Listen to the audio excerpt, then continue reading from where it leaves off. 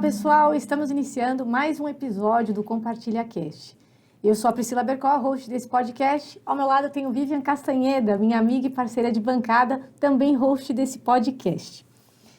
Antes de mais nada, quero pedir para você que não se inscreveu no nosso canal, para você se inscrever, deixe o seu comentário, ative o sininho para que nós possamos distribuir esse conteúdo para mais pessoas. As nossas convidadas de hoje, elas vêm com um projeto junto com a gente do livro Que a Vida Ensina, Compartilha-se, volume 2. Médica formada pela Unifesp, com residência em clínica médica e especialização em geriatria pela Unifesp e Harvard, gestão em saúde pelo INSPER e Tufts University, qualidade em saúde pela GV, MBA em psicologia positiva e neurociência e comportamento pela PUC Rio Grande do Sul, medicina antroposófica pela Sociedade Brasileira de Antroposofia, Ekam Mitra e doadora de Diksha pelo ONO Academy na Índia. Atua na gestão de saúde e faz parte de uma equipe assistencial no Einstein há 25 anos. Seja muito bem-vinda, Lúcia Milito. Obrigada. Muito obrigada pela sua presença aqui no Compartilha Cast. Seja muito bem-vinda, Lúcia. E a nossa outra convidada é farmacêutica bioquímica, pós-graduada em farmacologia e terapeuta floral. Está há mais de 23 anos de experiência na área de saúde e atualmente na coordenação das boas práticas de um grupo de oncologia. É apaixonada em cuidar de pessoas, entende que o cuidado com o próximo vai muito além de fórmulas mágicas ou medicamentos avançados. Seja muito bem-vinda, Dani Fátio. Obrigada. Muito bem-vinda, Dani Fátio. E o tema de hoje é Setembro Amarelo. A vida é a melhor escolha. Bom, vamos iniciar então. Como o tema de hoje é Setembro Amarelo, eu gostaria de saber de vocês, meninas, como que surgiu o Setembro Amarelo e por que ele surgiu? Veio de uma necessidade, né? Então, que o nosso país percebeu do alto índice de pessoas que acabam, né, tirando suas próprias vidas em decorrência de N fatores aí, sociais, econômicos, mentais e espirituais. Então, esse mês é um mês de conscientização e prevenção do suicídio. E também no dia 10 de setembro é a data que o mundo escolheu, a OMS escolheu, para um dia de prevenção realmente ao suicídio. Claro que não é só esse dia, nós temos que trabalhar o ano inteiro, mas aí é uma data que visa conscientizar as pessoas sobre esse tema tão delicado e tão importante e de saúde pública que afeta tantas e tantas pessoas, não só aqueles que, né, têm diretamente suas vidas envolvidas, mas aqueles que indiretamente também são envolvidos nesse assunto. Hoje, não sei se todos têm essa noção, né, mas pelos dados da OMS, mais de 1 milhão de pessoas, elas tiram as suas próprias vidas no mundo, né? No Brasil, em torno de 14 mil. Então, a cada... Nossa, bastante gente. Por mês? Por ano, por né? ano. E uma estatística que está divulgada no próprio site da OMS, a cada 40 segundos uma pessoa atenta sobre a sua vida. Então, isso influencia, claro, não só aquela que perdeu a vida, mas toda uma família, amigos e toda uma sociedade. Então, é um tema bastante relevante e esse mês aí de conscientização para que todos, de alguma forma, possam auxiliar, seja quem está passando ou sejam aqueles que precisam, de alguma forma, do apoio. E o amarelo vem com o aspecto da alegria. Ele traz isso para nós que gostamos de cores, mas a escolha do amarelo, na verdade, ele é até um pouquinho triste, porque foi um fato de um menino americano que tinha um Mustang amarelo, um carro, né? E ele era aparentemente muito feliz, 17 anos, muito alegre, e ele realmente atentou-se e tirou a própria vida. E a família ficou extremamente comovida, sem entender. E naquele dia eles entenderam o quanto é difícil você reconhecer quando uma pessoa não está bem. Então, um rapaz saudável, né, aparentemente, que não estava feliz, mas que aparentava uma extroversão até então desconhecida da tristeza. E aí o Setembro Amarelo, ele vem de uma campanha nacional, mas aí as fitas amarelas que naquela época essa família colocou no velório como forma de conscientizar as pessoas que era o menino do carro amarelo, né? E aí ficou nesse sentido. Mas nós que gostamos de cores, o amarelo traz bastante alegria e o sol, né? Então, vem muito de encontro ao nosso tema, que a vida sempre é a melhor escolha. Sim, por isso estamos todas hoje de amarelo, representando tudo isso. E A gente fala muito da questão do suicídio, né, das pessoas que tiram sua própria vida. Uma das principais causas é a automedicação, né? Também, né? Então, assim, grande parte, não 100%, mas 99% das pessoas que atentam contra a sua vida, ela tem algum tipo de transtorno mental, né? Alguma doença mental envolvendo a sua saúde mental. Então, elas acabam, a primeira, depressão, depois vem uma bipolaridade e outras patologias associadas a distúrbios mentais. Mas o mais preocupante é a falta das pessoas irem atrás de um auxílio, né? Uhum. Então, eles não vão atrás de um psiquiatra, eles não vão atrás de um psicólogo ou de um terapeuta, eles vão atrás de fórmulas mágicas, eles vão atrás de respostas rápidas, né? E outros dados também da própria OMS diz que as pessoas que tentaram, né, tiraram as suas vidas, elas não foram atrás de médicos da área de saúde mental, passaram por alguma consulta clínica, uma dor de estômago, ou alguma questão, alguma queixa, ou algum afastamento. Então, são pessoas que estão insatisfeitas, muitas vezes, com você mesmo e não sabem como colocar isso para fora.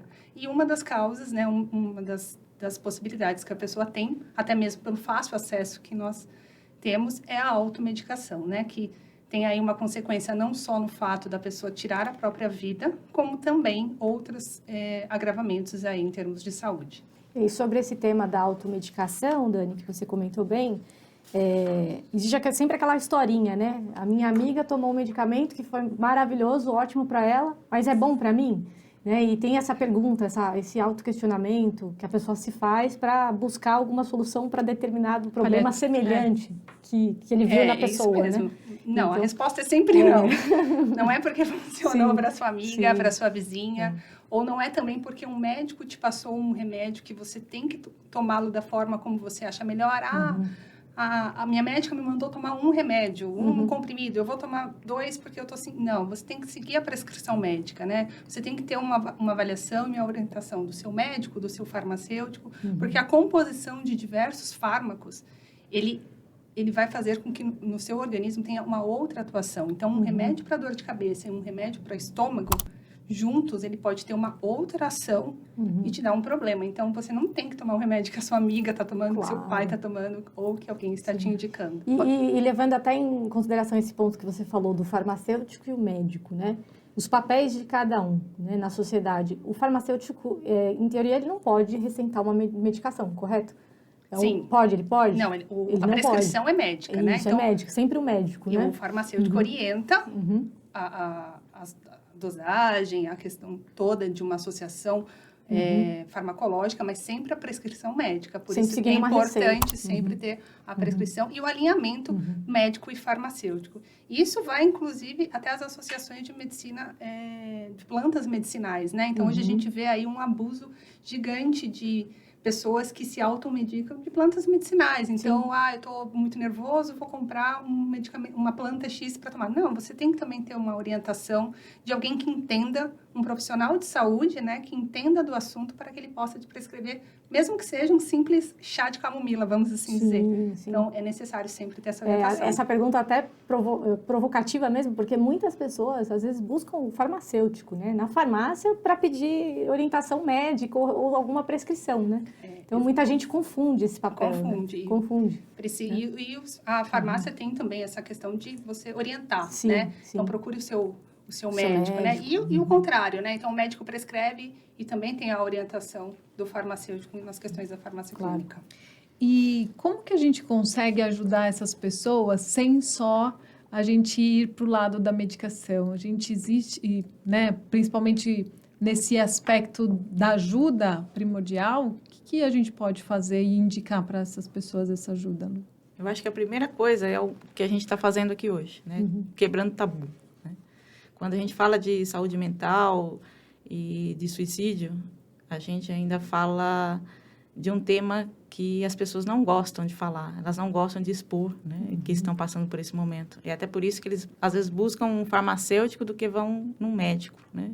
Ou dividir isso com alguém da família, alguém próximo. Às vezes, as pessoas querem estar felizes, né? Estar num momento. Elas querem mostrar que estão bem e não querem mostrar essa fragilidade.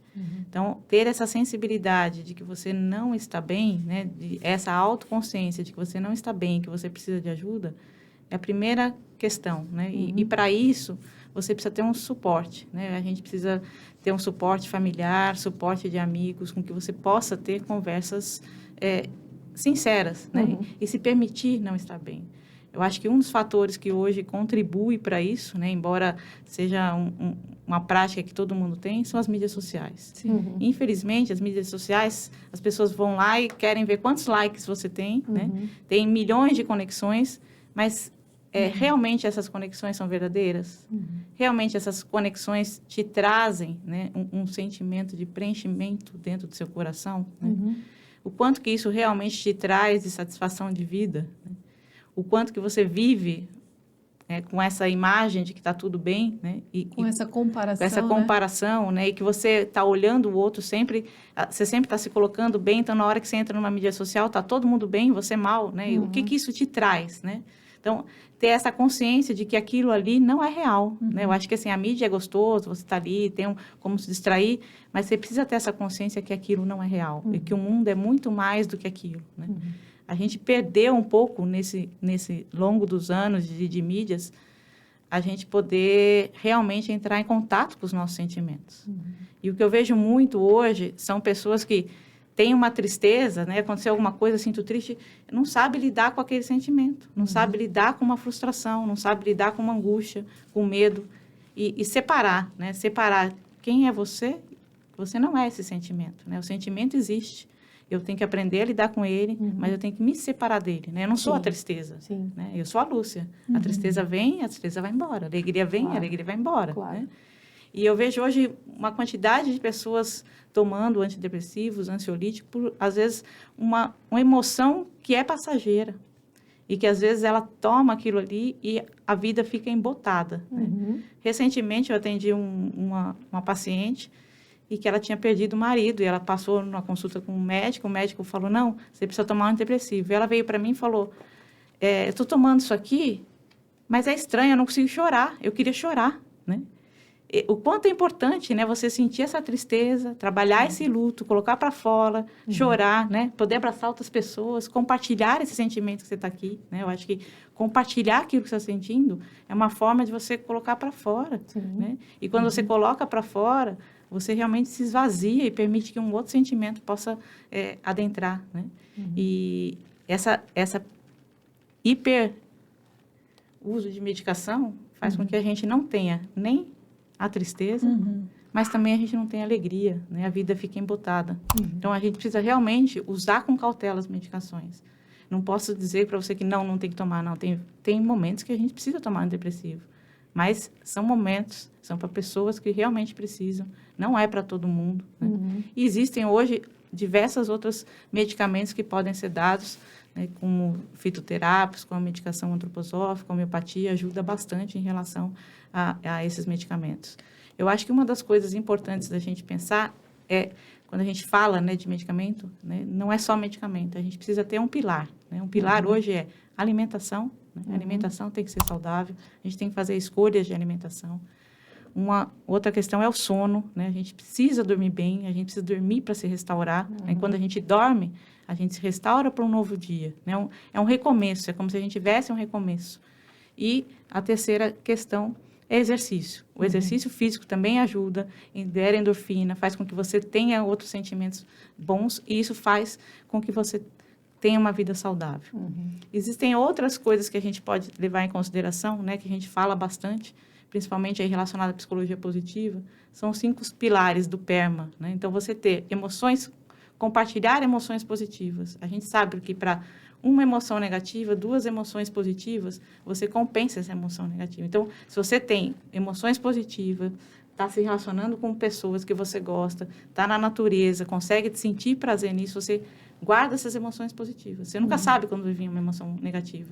E aí você tem Você tem uma reserva. Uma reserva, isso. Reserva. E aí, a hora que vem alguma emoção negativa, você tem como lidar com ela, porque você tem as suas emoções positivas ali. A outra questão é a realização. Eu acho que é um tema importante, né? Que hoje, às vezes, as pessoas levam a vida, né? Deixa fluir, mas realmente estão realizadas? Que nem vocês, meninas, Sim. que estão aqui realizando um sonho, Sim, né? sim, Compartilhando sim. isso. Sim. Assim, eu sei o quanto é difícil, né? Tomar essa decisão, mas a realização, vocês estarem aqui, isso traz um sentimento, né? Uma emoção. Essa leveza e preenchimento que você falou, Isso, né, esse no coração. preenchimento que, assim, pode acontecer o que for. Se aqui der errado, Sim. vocês vão, mesmo assim, estar se realizando. Então, acho que isso é Sim. muito importante. Sim. As pessoas precisam buscar uma autorrealização. Se você leva a vida sem buscar essa autorrealização, é como se ela estivesse vazia. E esse vazio, às vezes você não encontra uma saída e faz com que leve ao suicídio. Sim. Uma outra questão são relacionamentos positivos, né? Quando você tem realmente relacionamentos positivos, e não é quantidade de likes que estão ali numa mídia social, são pessoas que você pode ligar às 2 horas da manhã e falar, não estou bem, você vem aqui, né? Você conta nos dedos, mas você precisa ter essas pessoas que estão ali nos seus dedos. Sim. Né? A gente sabe, tem estudos aí de Harvard que fala que quando um estudo populacional que viu aí colesterol, pressão, exame clínico e a longevidade e felicidade, viu que essas pessoas de 80 anos, né, quando chegaram ali em 80 anos, bem e felizes, o que elas tinham de diferente? Elas tinham relacionamentos positivos com 40, 50 anos. Pessoas com quem elas podiam contar. Tem um outro estudo que eu acho muito interessante, que é um estudo que fizeram com pessoas que ganharam na loteria e com paraplégicos, que tiveram um acidente e ficaram paraplégicos. No momento que a pessoa ganha na loteria, ela tem uma felicidade muito alta. E quem está paraplégico tem uma tristeza muito alta, uma depressão.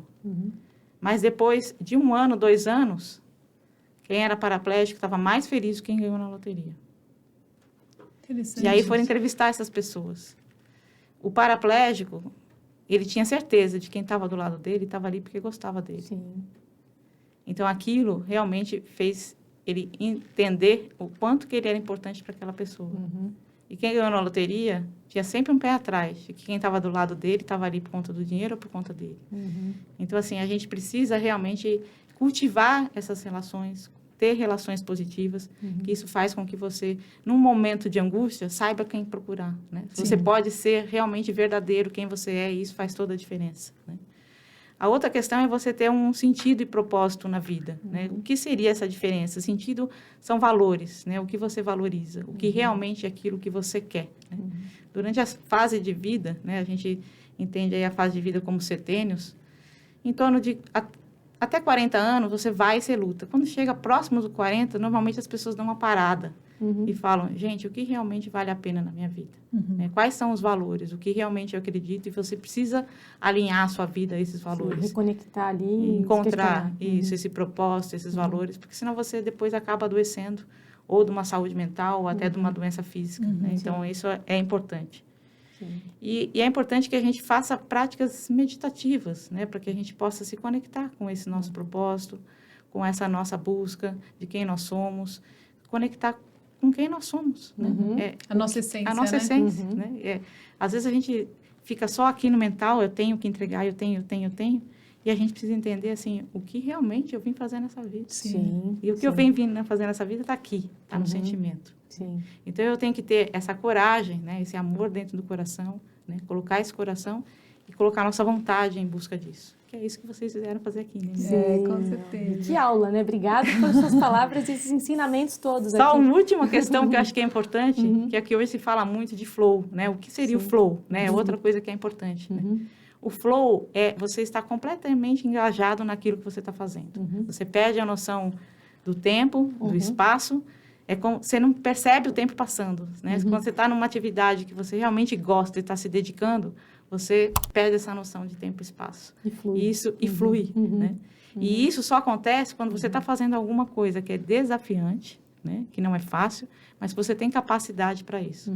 Quando você está fazendo alguma coisa que é aquém da sua capacidade, aquilo lá vira monótono. E quando é muito desafio muito grande, você desanima. Então, é importante que você tenha sempre um alto desafio, um alto aprendizado, buscar novos desafios durante a sua vida. É muito importante. A gente vê muito no Flow, é muito fácil ver isso em atletas. Né? Quando o atleta realmente se destaca, você vê aquele momento que ele está em Flow.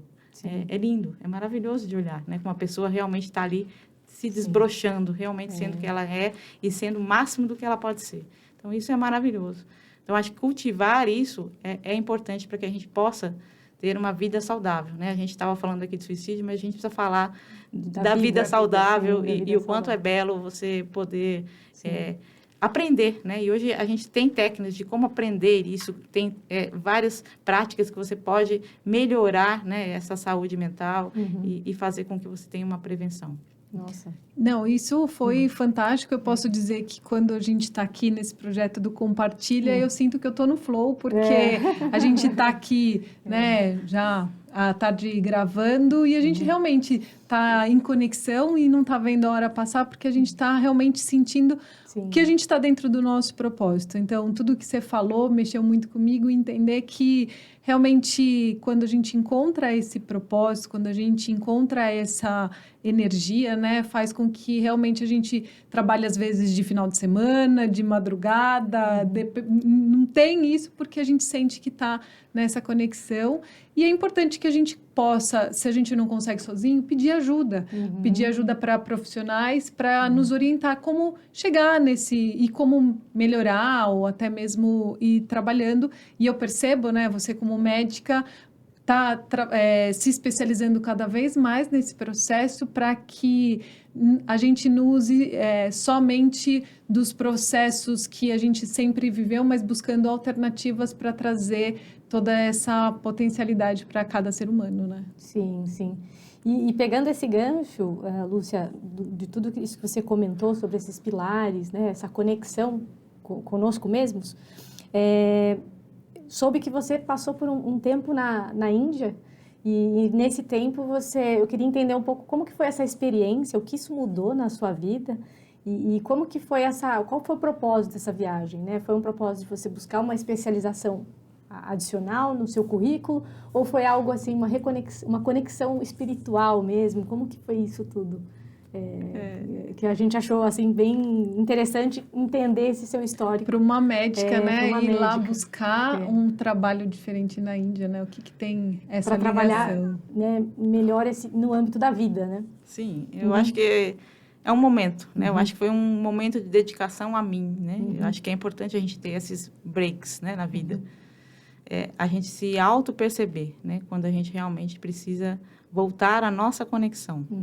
Eu tinha saído de um mundo organizacional, eu era diretora de uma rede hospitalar, e quando eu saí desse local, eu falei assim, eu preciso me reconectar. Eu já tinha uma amiga que tinha ido para a Índia, uma pessoa muito querida, e tinha gostado bastante. Eu liguei para ela e falei assim, eu quero ir para a Índia, preciso ir. Eu não sabia nem para onde eu estava indo, nem sabia que era na Ueno Academy, que é realmente o maior centro de espiritualidade no sul da Índia. E eu fui, com a cara e coragem, né? Sentei, escutei meu coração, é o momento de ir. Estava começando a pandemia, né? Lá na China, eu já estava com a viagem marcada, mas eu decidi que mesmo assim era o momento de eu ir. Eu não sabia exatamente o que era, mas a gente passa lá por vários processos, então a gente tem processos, é um processo longo, começa às 6 horas da manhã, né? E vai até 11 horas da noite, todos os dias. Foi uma semana, que foi um festival da abundância. E depois eu fiz essa formação de Ekamitra por mais 3 dias, onde eu faço hoje a doação da Diksha, né? Me preparei para isso. E eu tenho um grupo de meditação todo domingo à noite, eu e mais 2 colegas que a gente se conheceu na Índia, que são daqui de São Paulo. E a gente tem esse grupo online, onde a gente oferece esse campo de meditação e de doação de Diksha online. Mas lá na Índia a gente recebe um processo de espiritualidade. A Ueno Academy começou, já está na 2ª geração de buscadores na Índia. Primeiro foi Ama Bhagavans e Bhagavan, e agora está com os filhos, o filho deles, que é Krishnadi. Ele é casado com a prima, que é Pritadi. Ela já veio para São Paulo, ela dá palestras no mundo inteiro, em TEDx, sobre espiritualidade. Ela já veio no Congresso de Felicidade aqui na Fiesp. Então, ela fala bastante sobre esse tema. E a importância dessa conexão, né? Da gente buscar esse autoconhecimento. Então, lá na Índia, a gente tinha um processo, inicialmente, realmente, a gente tinha a parte de yoga, de exercício, de meditação, de respiração. Depois a gente recebia o conteúdo teórico mesmo, até a hora do almoço. A gente almoçava e à tarde a gente ia para o processo, que é dentro do Ekam, que é uma estrutura que foi construída, um grande templo no sul da Índia, ele é bastante grande. E a gente fala que ele não é só um templo, né? Ele não é só uma estrutura. Ele realmente tem um poder energético, foi estudado aonde isso seria construído, da forma de construção.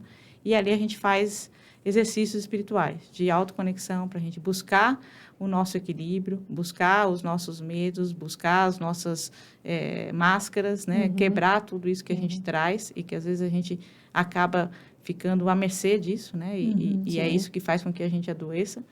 E a gente realmente consegue buscar uma autoconexão. Né? Eu entendo que a gente só consegue se conectar com outras pessoas verdadeiramente quando a gente é capaz de se conectar conosco, né? Se eu não consigo me conectar nem comigo mesmo, como é que eu posso me conectar com outras pessoas? Sim. E foi isso que eu fui buscar lá na Índia. Buscar um pouquinho, doar um tempo para mim, que eu acho que é importante, claro. né? A gente se permitir.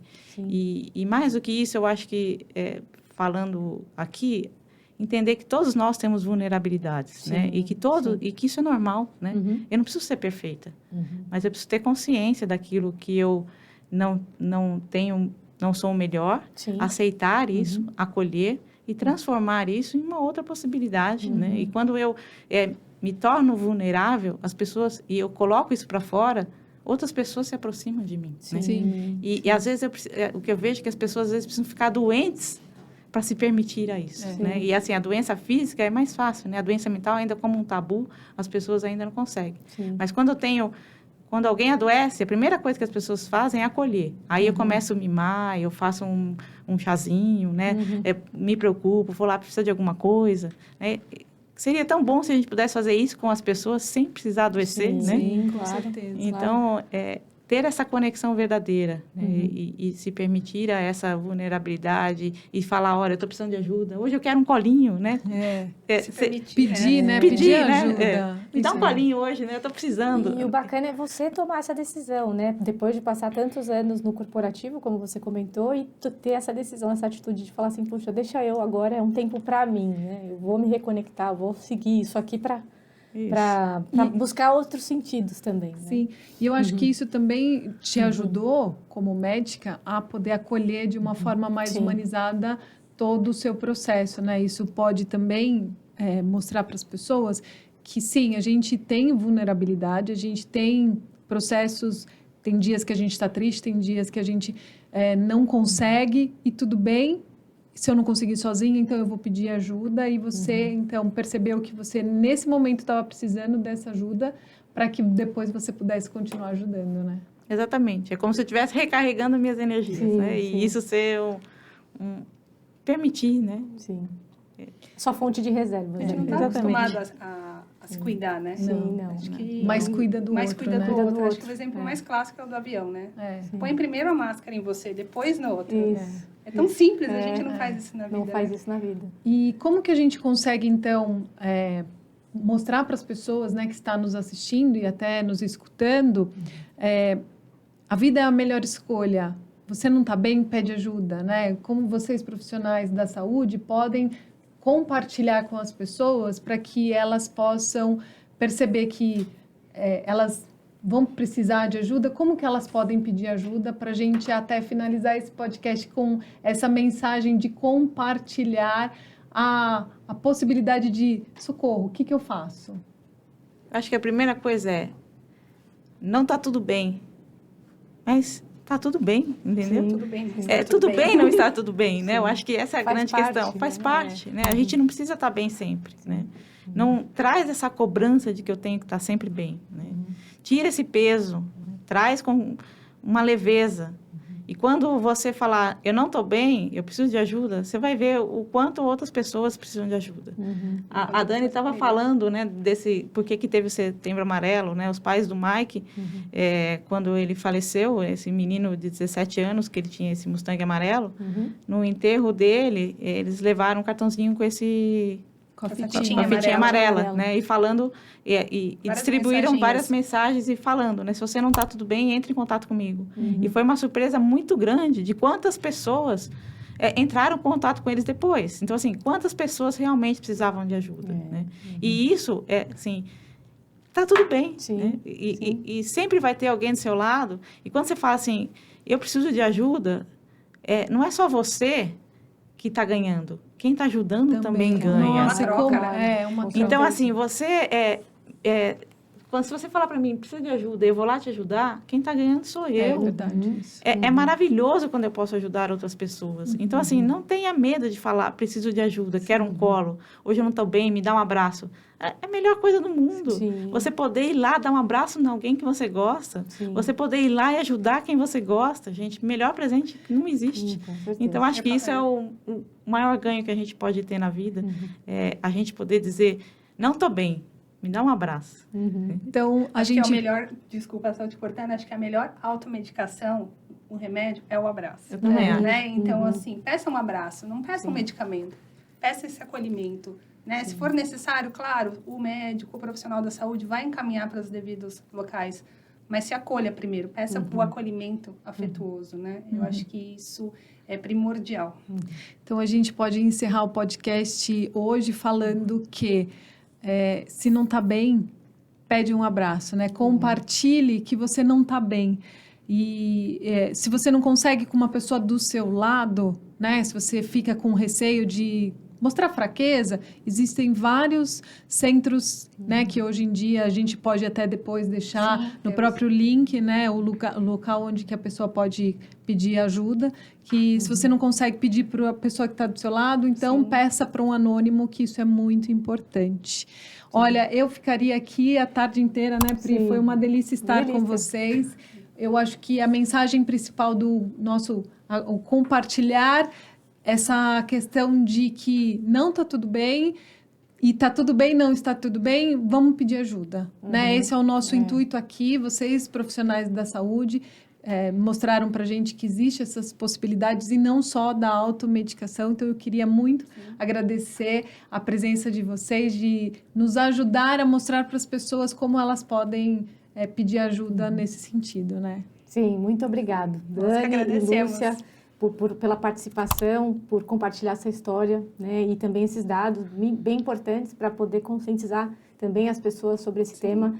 E esse movimento que ajuda, que o objetivo é ajudar cada vez mais. Todos nós somos responsáveis, as pessoas, né? Sim, com certeza. O importante é a gente levantar essa bandeira e mostrar que não estar bem, está tudo bem. Está tudo bem. Exato.